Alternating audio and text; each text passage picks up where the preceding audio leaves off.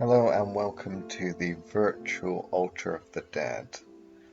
You may wish to switch the soundtrack off to this and just use the video for some form of meditation or magical practice, but basically we're going to be talking about altars of the dead, uses of altars, and necromancy and working with the dead in general. We may talk a little bit about the Dumb Supper and basically the history of working with ancestors and people that have passed over, basically. So, where do you want to start? Suppose we start with our Altar of the Dead, I guess, because What you're probably seeing now, you're seeing a constructed personal altar of the dead. Um, Altars of the dead can come in many different forms, but there's really just one purpose for them at the end of the day, isn't there? creating a sacred space for communing with your ancestors, speaking to, or working with, inviting them in. Kind of a focal point, a way of having a set, I suppose, area. So it's not just about dedication and creating sacred space, it's also can be used as a kind of tool, essentially. So an altar space, particularly when you're working with spirits of any sort, but spirits of the dead especially, I think, uh, it works kind of like a portal. So, if you have, such as the ones that we've got, normally on our altars we have candles and things.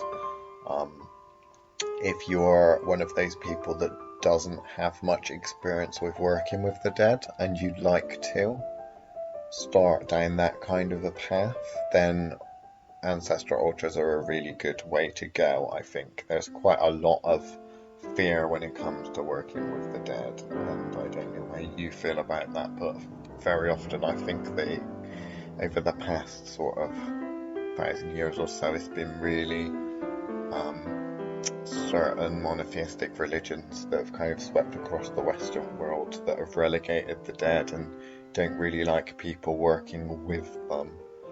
You don't really see that so much abroad.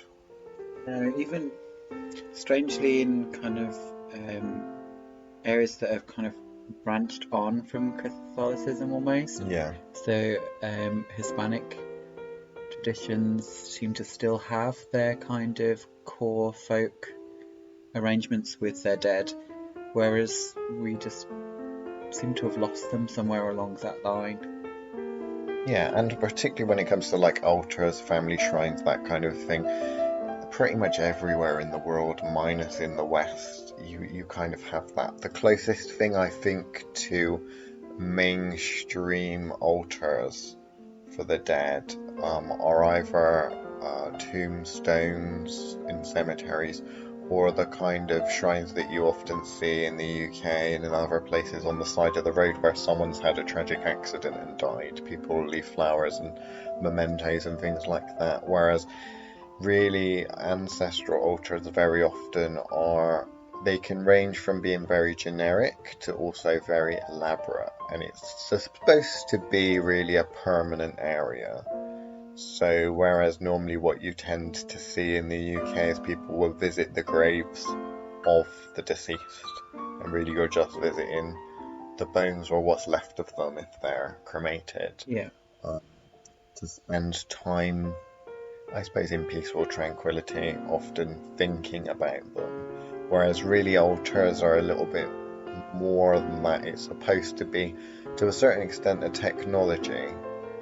You'll see a lot of paranormal investigators use lights that go blink on boxes and various different forms of technology that's based on electricity to try and communicate with spirits and stuff. Whereas when it comes to witchcraft and magic, it's a little bit more old school and analog, I suppose.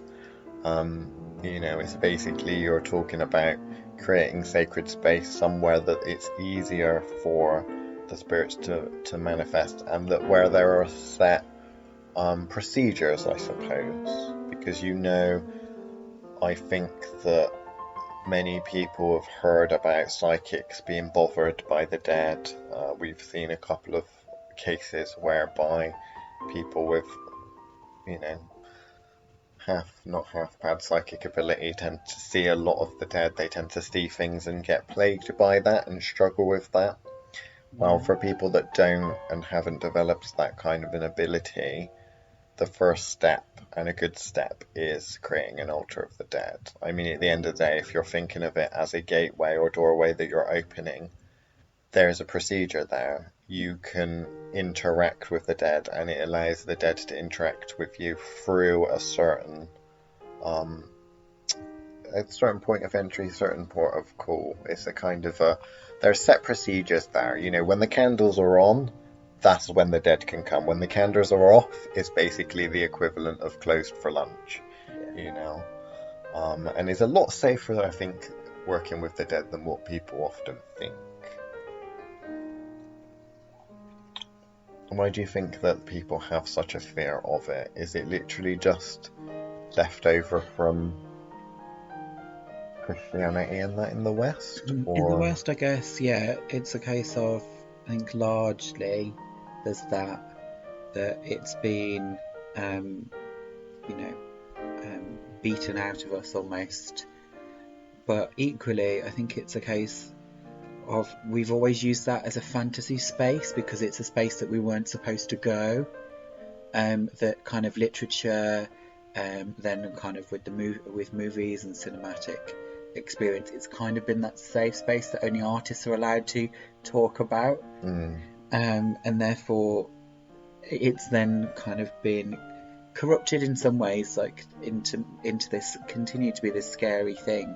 So we've kept the kind of fear aspect of the Judeo-Christian or monotheistic principles in the West, and then merged that in somehow with this kind of fantasy land that we're not allowed to touch, and therefore you get this kind of scary montage of, you know, poltergeists and demons and all that kind of darker aspects of what is really should be making space and room within your home or within your kind of thought sphere, that allows your ancestor to be part of that experience too. Yeah, I mean, people, mundane people, I would say, more so than magical practitioners, often fear death. It's a mysterious and scary thing. And obviously, what happens when you cross over is a little bit of a mystery. So people that are scared of death and with that kind of cut-off point will automatically be scared of the dead and untrusting, I suppose, of working with them. But what are, I suppose, the benefits? I think trust is a nice word for that. I think it is a lack of trust. Yeah. That is lacking in the mundane, but even to a certain extent in magical communities, like there is that kind of, or am I being, you know, where, oh well, I'll go and see a psychic, but I won't necessarily want to speak to, you know, I don't want to speak to the dead. There's that kind of layer of separation. Well, there's the kind of fear of dabbling in the occult and dabbling in magic, because magic is mysterious, always has been and always will be. When you're, so say, interested or messing around with or experimenting with the mysterious, you don't quite know what's going to go wrong. And of course, humans fear what they don't understand. So it is quite natural that the person who does want to contact the dead or investigate that, then they'll try their best to do that in a roundabout way by getting someone else to do it for them. A medium. Safe way. A safe way, yeah, essentially. But what are the benefits of working with the dead? Because I think that when it comes to the religious side of things and people in religion, then very often in religion there's a big, and I'm not saying all religions, certainly some of the bigger ones, I suppose, in the world, or most, you know, ones with the most followers, tend to push the idea of, well, you'd talk to God or you'd work with the angels or something like that. You wouldn't bother with the dead because they're lower down the food chain. So really, but there is benefit with working with the dead, because you're not just talking necessarily always about generic dead people.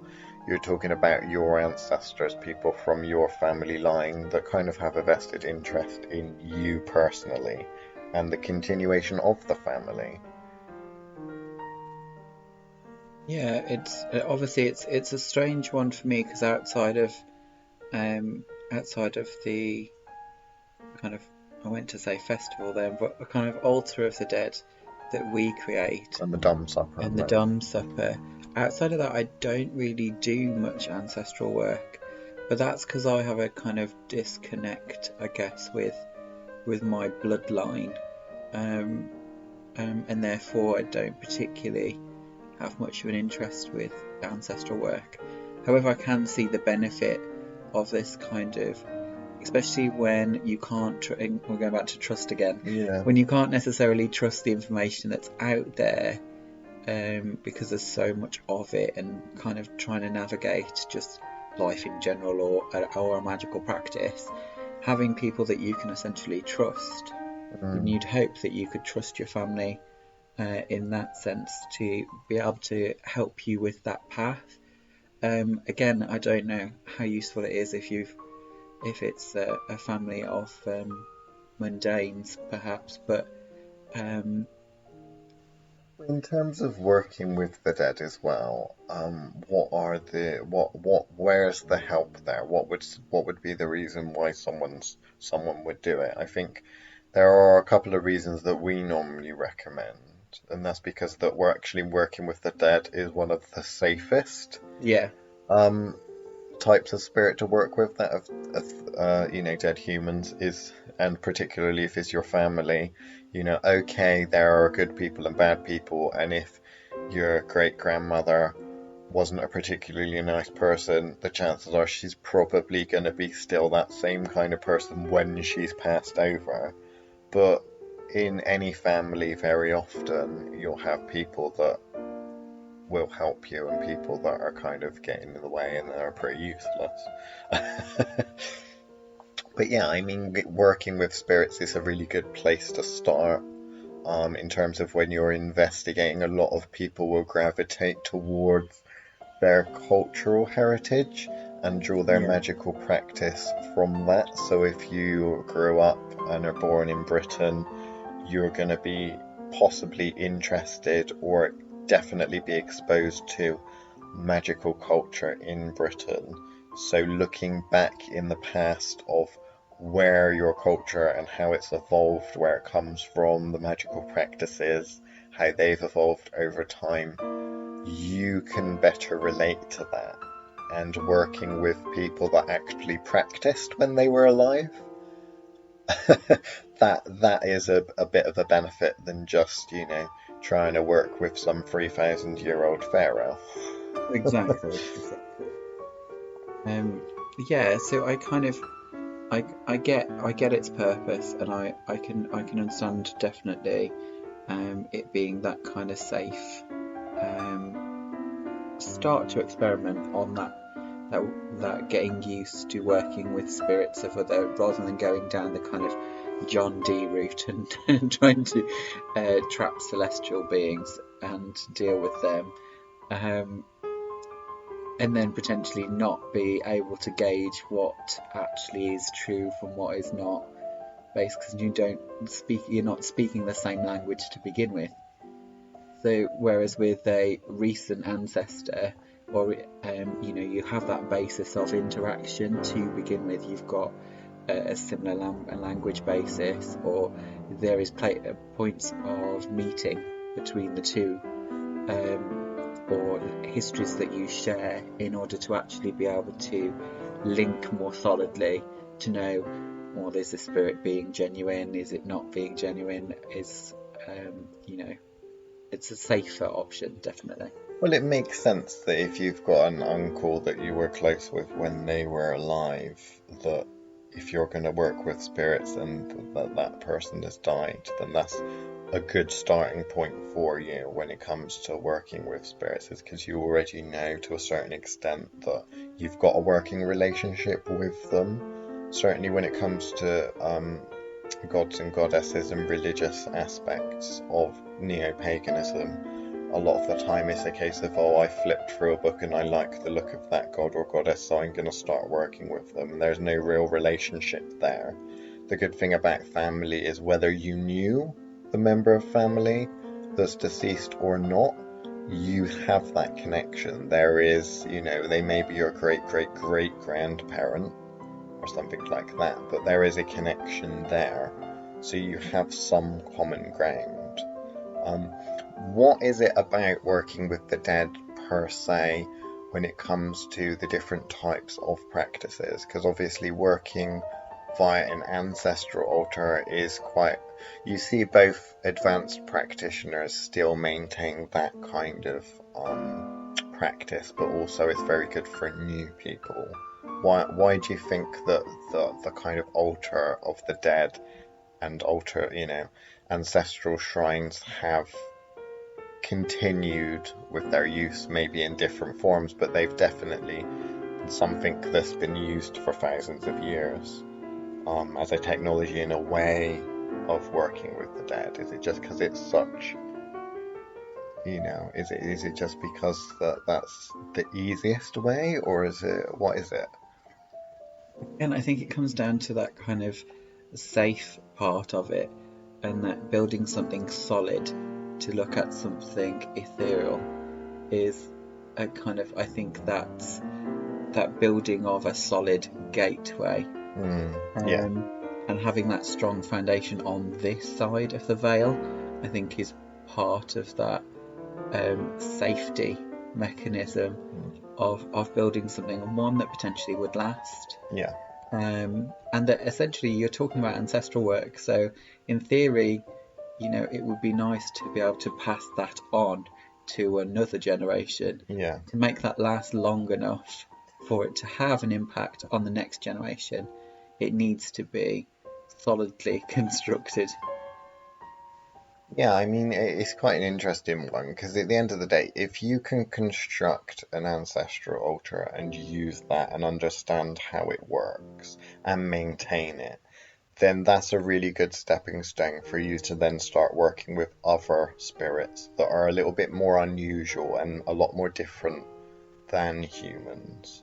So, when it comes to working with the dead and the type, I think that people often get carried away with the idea of the psychic work and just, oh, well, I just see dead people and dead people. I wake up in the middle of the night and they're standing at the end of the bed talking to me, kind of thing. Yeah. And that a lot of people can't relate to that.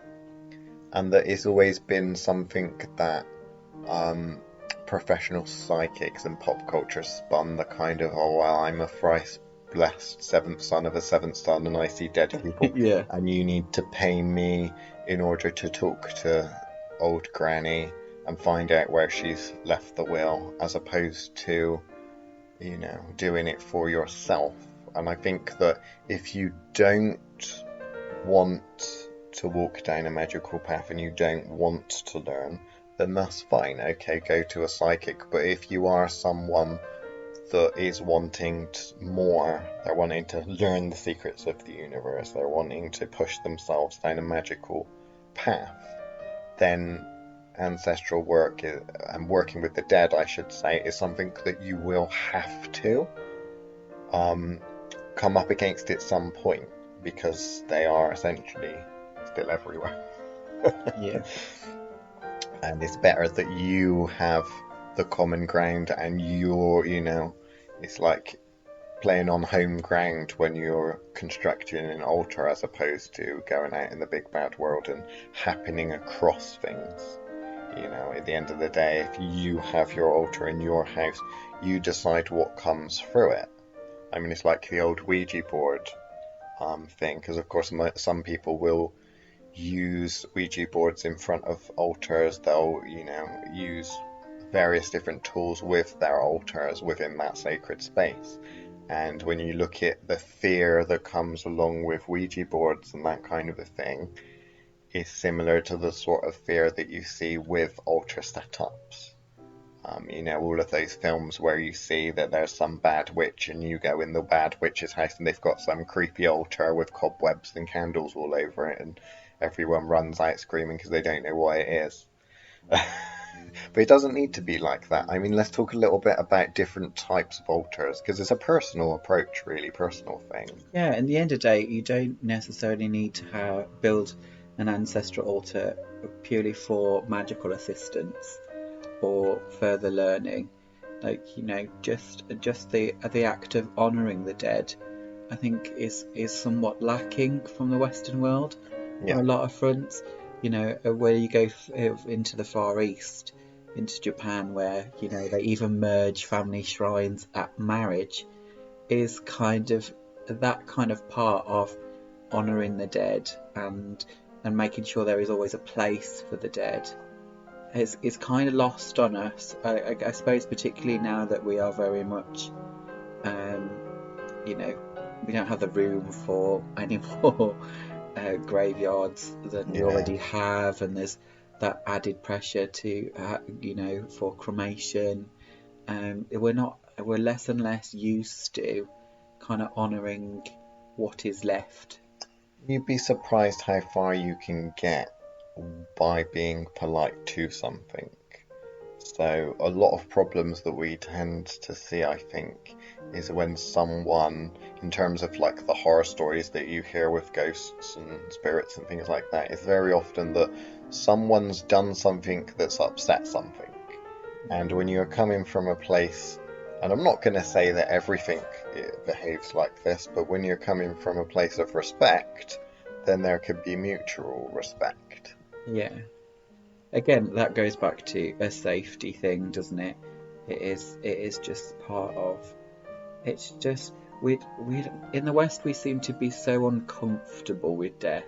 Yeah, Like it really is something that is so bizarre, and I think it's particularly bad when it comes to um, kind of England and the US, where we have this uneasiness around death that isn't doesn't even necessarily exist in all parts of Europe. Like, no, you know, again, I think you go to the places where Catholicism lasted into more recent times, parts of Spain and Portugal and even parts of the Eastern European, Poland, etc., where they're a lot more comfortable with death and they still have saints' days and things like that where they honour the the greater dead.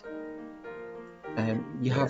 You have so much more of that even in other parts of Europe too here, which is why I think are so eager to kind of find a way to bring that back into what we do, and by introducing, an altar of the dead.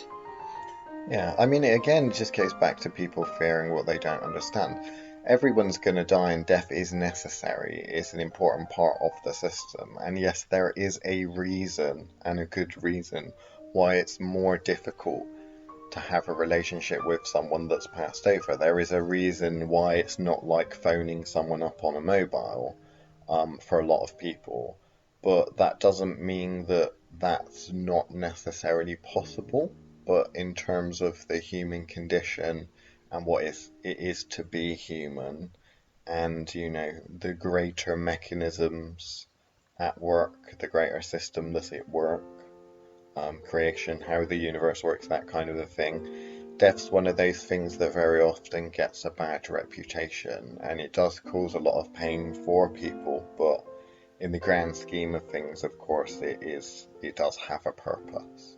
And unfortunately, it's the case of things such as that, the big questions, what happens when you die and why, is greater mysteries, and the things that really people shouldn't be telling you, you should be going off and exploring those.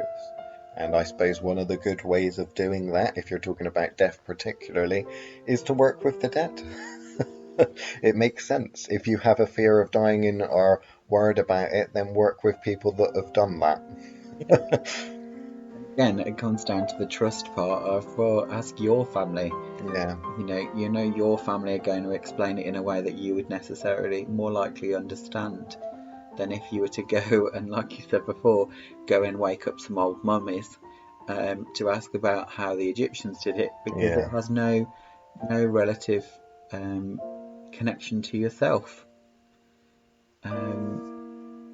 But I think probably should move on to more about why we do, why we have an altar of the dead at every one of our events, why we construct that, and the whole purpose of our yearly cycle. Yeah, I mean, I don't know about obviously you people that are listening now, but looking at the altar that's in front of you, it probably, okay, it may have a certain aesthetic to it, bearing in mind the type of work that we do is witchcraft, so it has more of a witchcraft, practical witchcraft look, feel, and application to it, but about the core working, how it actually works, you can obviously adapt altars to your own uses. So if we talk a little bit about how you might work with the dead and how we work with the dead, and try to kind of either on a personal level or also when it comes to dealing with clients and helping those people, we have found, again, like discussed, that there is a big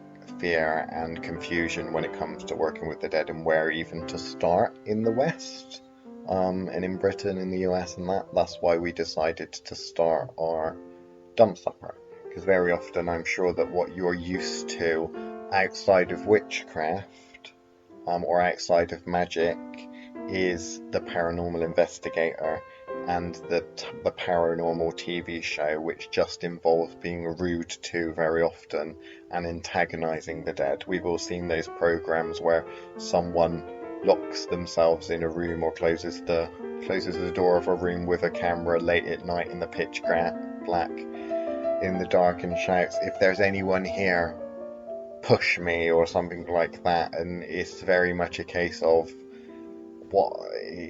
it's crazy. It's not good. We find Rather than trying to meet them halfway, yeah, you're trying to make a ghost perform parlour tricks for you. Yeah, a circus act essentially. In order to prove their existence. They don't need to prove their existence. You want them to, in order to give yourself some kind of satisfaction. Yeah, and there's a couple of reasons why that's not a good idea. One, obviously the stereotypical one, is the fact that if you're upsetting something, then the chances are that thing may attack you or defend itself from you. Now, you also need to think of it from the perspective of, you might think that just because they're dead, that doesn't necessarily mean that they're vulnerable. In many cultures, when you look at gods, goddesses that are to do with funerary rites, to do with the dead, that they often have a job of protecting the dead from the living.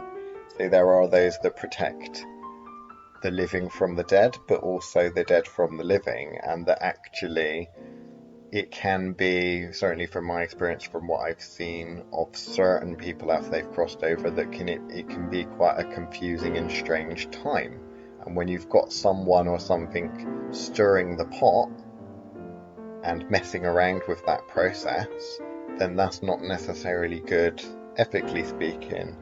At the end of the day, when you're looking at a lot of these paranormal shows, it's all about entertainment, and they're often billed as for entertainment purposes only, but they're often seen as reality shows. And how many reality shows on TV end up hurting the people that appear on them?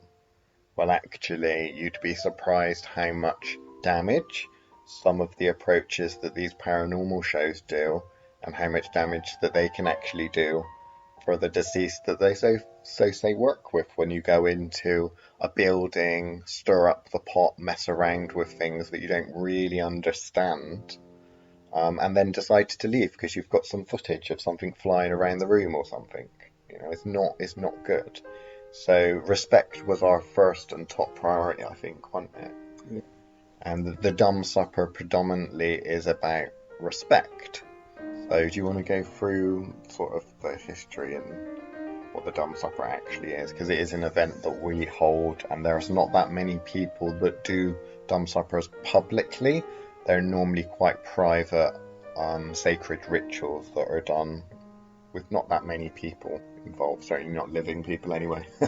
And they're relatively new in the scheme of things. Like, Yeah. I would normally describe them as in the term dumb supper is very much a Victorian term, which really says it's quite a new phenomenon, really.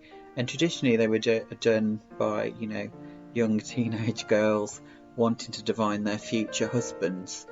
Yeah, so it didn't have much to do with the dead, it's Didn't just kind of adapted. Yeah, so it started by, they would make a meal, a very simple meal, probably just, kind of bread, cake, that sort of thing. And then they would, normally have a large mirror in the room, and then they would essentially eat in silence together, and then look into a mirror, and they would see the face of their true love, or their next partner, shall we say more specifically, and that they would hope to find their future husband. Obviously, over time, that's developed. I suppose where it's mixed with other cultures that celebrate, festivals of the dead, around kind of All Hallows Eve, that sort of thing, and Samhain. And at that point, they start to mutate into slightly larger gatherings that were about communication with the other side, when when they say, quote unquote, that when the veil is the thinnest, and take advantage of the fact that in that moment, to get closer to their ancestors. So obviously, the process that's traditionally done is obviously that there is a meal that is served completely in silence, observed in silence, and is normally served backwards, starting with dessert and moving way towards the starter. And in that time, it's a time for quiet, for resolve, and obviously, it has been known in recent years to have quite astounding effects, really. Just people being forced into a very almost ritualized experience that they are not used to having, particularly in the West, allows them to just have that quiet that is quite enough for people to, for the other side to make themselves known to them in their own personal way. Yeah, when you're talking all the time, you're not really listening. And you have one mouth and two ears for a reason, as they say.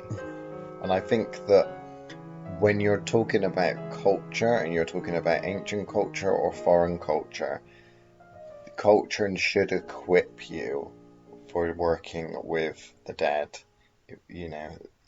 If that's within your culture, you're already halfway there, or more than halfway there. If you've been past a ritual, or there's a festival such as, whether it's Roman, Lemuria, or Parentalia, if that's a part of your culture and you're used to procedures and understand what goes with it and why, the problem is that of course in the West we don't necessarily have that. But also because of our culture is quite disjointed in the fact that you have religious people.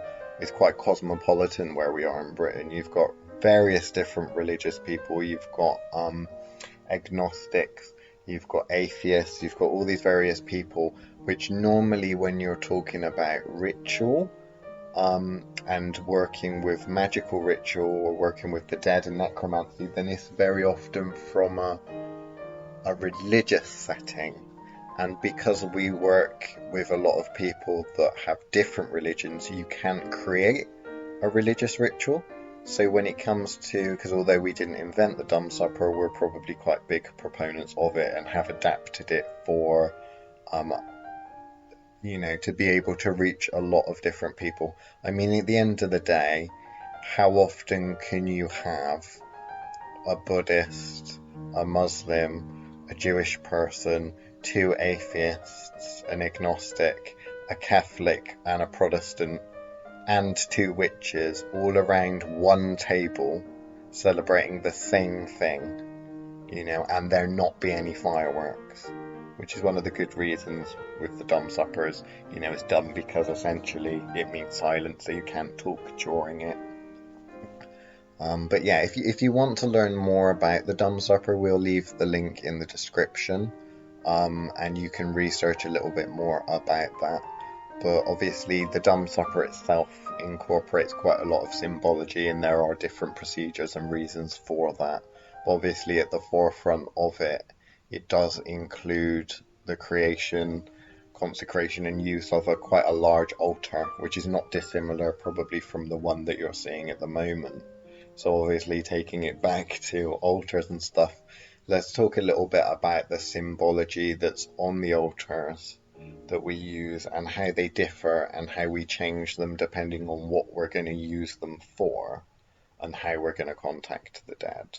So at the moment you're obviously seeing the witches, more of the witches' altar, but actually when you're talking about sacred space, many people in their own homes that don't want to practice witchcraft, or their practice is secret, an altar can literally consist of a couple of photographs on a side table with maybe some of the deceased and then some flowers.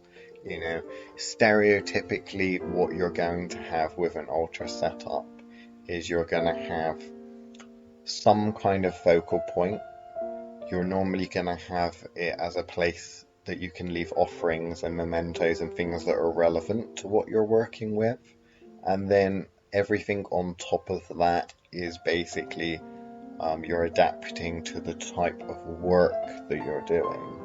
So if you're just one of those people that wants a connection there and to pay kind of homage to the dead, or that kind of a thing, veneration, then something as simple as, if you're just working with one person, a picture of that one person, and then maybe a little dish in front of that if it's a great grandmother and she smokes, you might leave some cigarettes there, or you might top up a little bit of brandy because your uncle liked brandy, that kind of a thing. It's relevant to what you're working with. It's really just when things start getting a little bit complicated and we move outside of just veneration and you're working with the dead as colleagues, I suppose. Yeah. That altars and things can look a little bit different. So with veneration, you're not necessarily expecting to have a two-way, I suppose, relationship. It's basically you helping them and venerating them. But obviously when it comes to witchcraft and magic, very often it's more of a two-way connection. So in terms of what you see on our altar, we'll normally include candles, partly because it helps to actually light up the area so you can see what you're doing, but also normally the candles that we use determine whether the altar is actually active or not.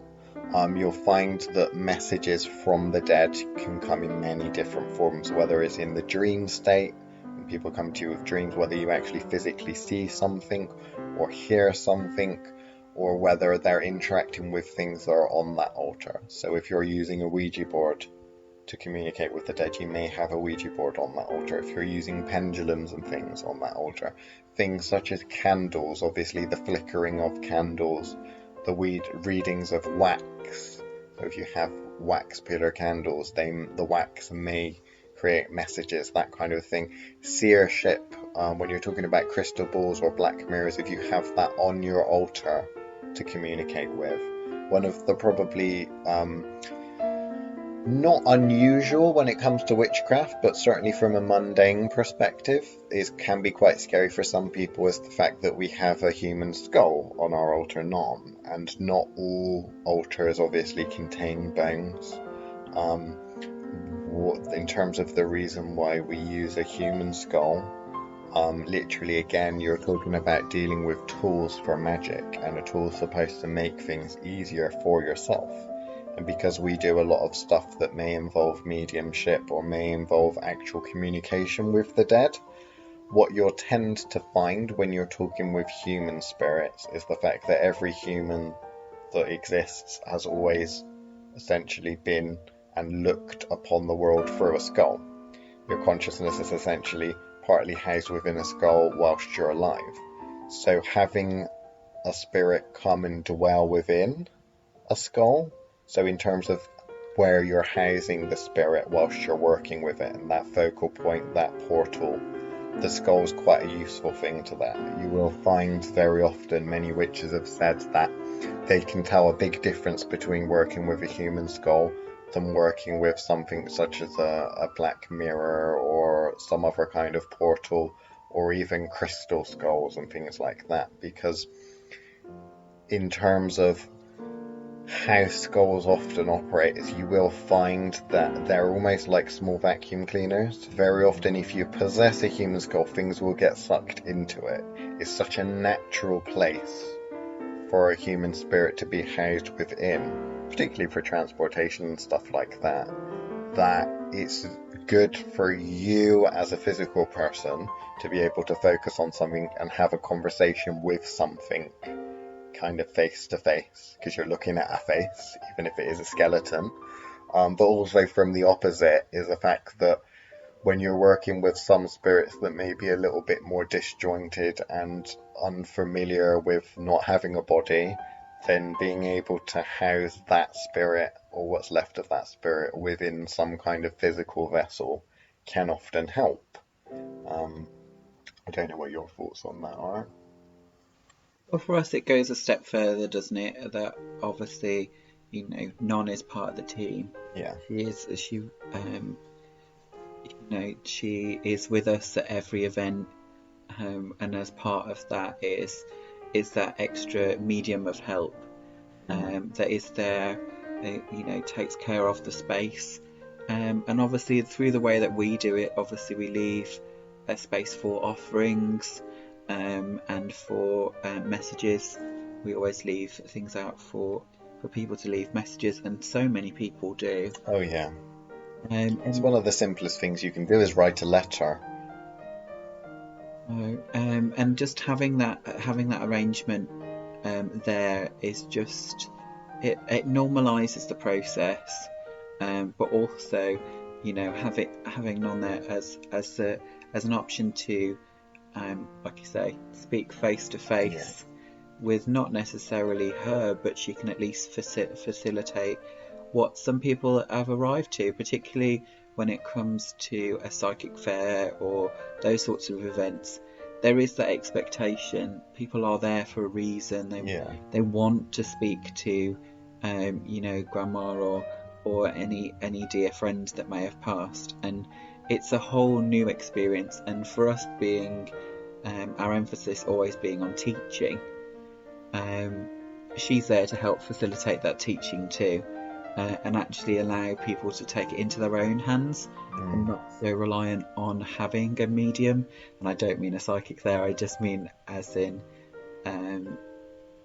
a meeting point between this world and the next.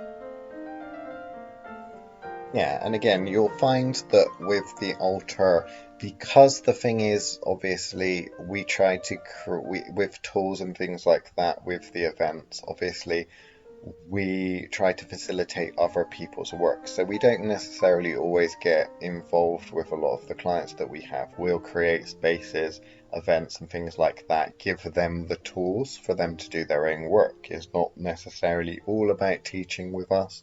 So when it comes to creating sacred space at the events that we do, even the psychic fairs, we always have an altar of the dead and a space for that. People will come and do their own work. They'll use our altar for their own personal work. One of the kind of standard, I suppose, seasons that we have is that every year the altar is slightly different. So it will start at the beginning of the year, normally January, February, when we have our first event.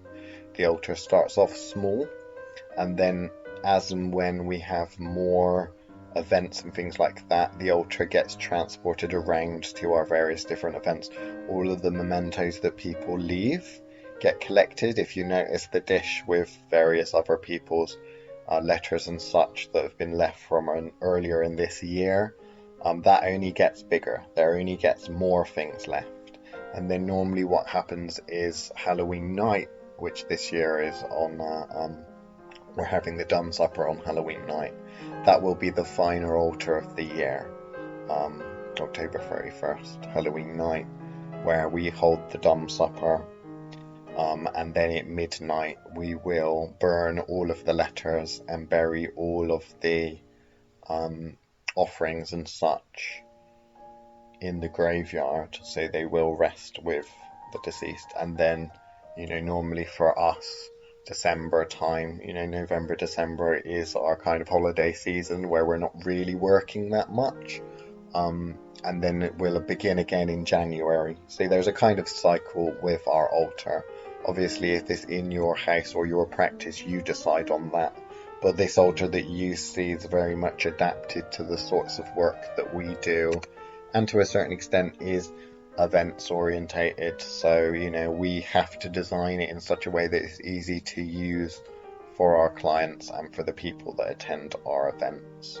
So it's maybe perhaps a little less personal than what most witches and practitioners' altars would be. Yeah, but I think having none there kind of allows that personal aspect to be there for us. I mean, in So terms of we our are personal, present. our personal, you won't really Yeah. find it littered with all of our deceased. It's Yes. not like going into someone else's house and using their ancestral altar. It's very much designed to be used by anyone. Whereas I know that if I go to certain witches' houses, it's their ancestral shrine, and I would feel awkward with dealing with that because it's theirs, their connection, their family. Whereas ours is more of a Designed to be generic. open. Yeah, it's a kind of open source. Yeah. I suppose.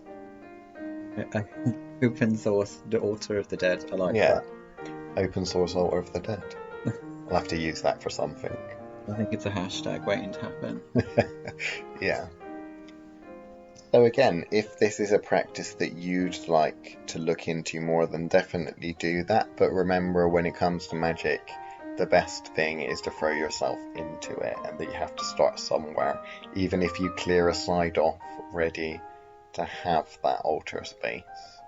I don't know what else there is really to cover when it comes to that. I mean, you can do your research of the differences in practice, whether it be culturally, over time, different magical systems. They all have their different ways of working with the dead. And okay, the altar may not be the be-all and end-all. There are many other uses, but at the end of the day, it's one of those things that we find the most simple. So, there we go. What we'll do is we'll shut up now, and we'll leave you some little bit of quiet contemplation with some music to carry on looking at the altar that we've constructed, and hopefully that will inspire you to create your own if you haven't already.